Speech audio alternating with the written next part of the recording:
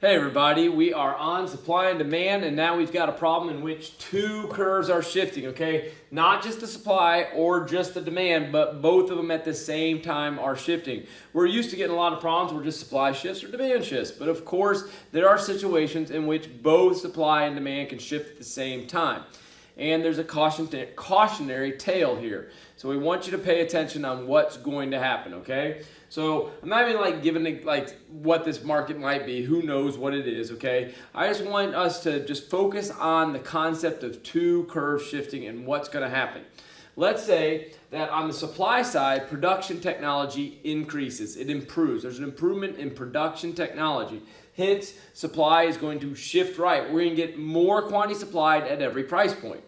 On the demand side, let's say it's a normal good and incomes go up. If incomes go up, demand's going to shift right, increase in quantity demanded, so that's an increase in demand, right? So both curves are shifting right.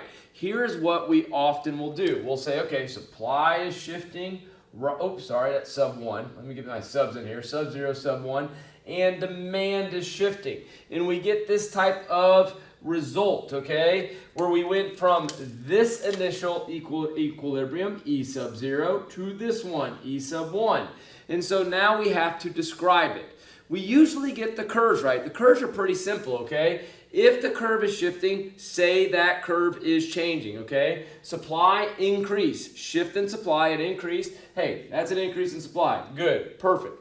Demand, it also increased. So put increase in demand. We're not going to put QD or QS at all, okay? Because if the function is changing, we would want to say the function itself is changing.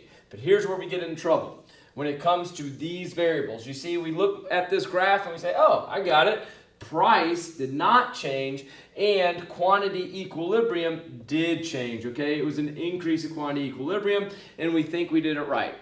However, we didn't because we have no idea of the magnitude of these shifts, okay? We have production technology increasing and incomes increasing. There's no reason to think that these curves shifted by the same exact amount, okay? It could have been this, it could have been like this, okay? It could have been that supply shifted a lot, all right? And demand shifted a little bit.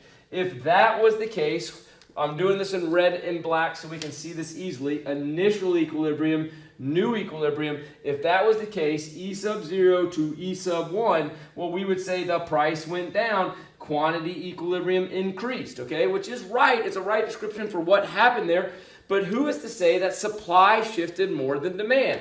Finally, of course, we could have had a situation perhaps demand shifted a lot and supply shifted just a little bit, okay? Well, once again, let's take a look at those equilibrium points. There's the original, there's the new one, pretty easy to find. In this case, price increased, quantity equilibrium also increased. So, we don't want to get caught in this trap. Let's erase what happened to price. I'm not going to erase what happened to quantity because notice, guys, quantity increased, quantity increased, quantity increased. So quantity absolutely increased. If both curves are shifting right, quantity equilibrium is definitely going to increase. They're both shifting right. Quantity equilibrium is going to increase. But when it comes to price, stayed the same, went down, went up. It's indeterminate. We don't know based on this qualitative information.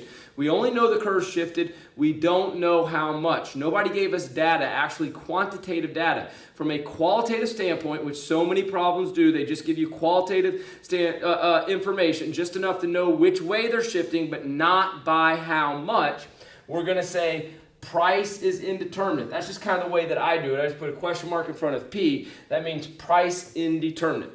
Now, there is another way to figure out what's happening to P and Q besides drawing three graphs. Some of y'all might be thinking, yeah, I can just think about it, which is great. If you can think it through, fantastic. But let me just show you one other way to kind of do this, all right? I just use a table. It's a quick table, all right? I'm just going to put supply, demand, price equilibrium, quantity equilibrium. So we just draw this quick table just like this. And we know what's happening to supply. It is increasing.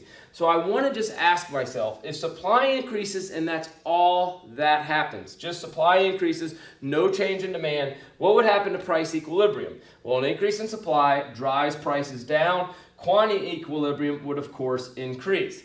Now, demand also changed. So now I'm going to ignore this top row right here. I'm just focusing on demand. How about if demand increased and that's all that happened? Well, demand increasing puts upward pressure on prices, but also leads to an increase in quantity equilibrium. Just a simple little table like that to make sure that you've got it right. And we did, guys. Take a look at this. Price down, up. That means price. We're not sure what's going to happen to price, okay? Increased supply puts downward pressure on prices. Increased demand puts upward pressure on prices. We're not sure what's happening to prices. Quantity equilibrium, hey, we get the same result. We know quantity equilibrium is increasing, and that's what we've got right there. Anyhow, hope that made sense to you. Thanks for tuning in. We'll see you in the next video.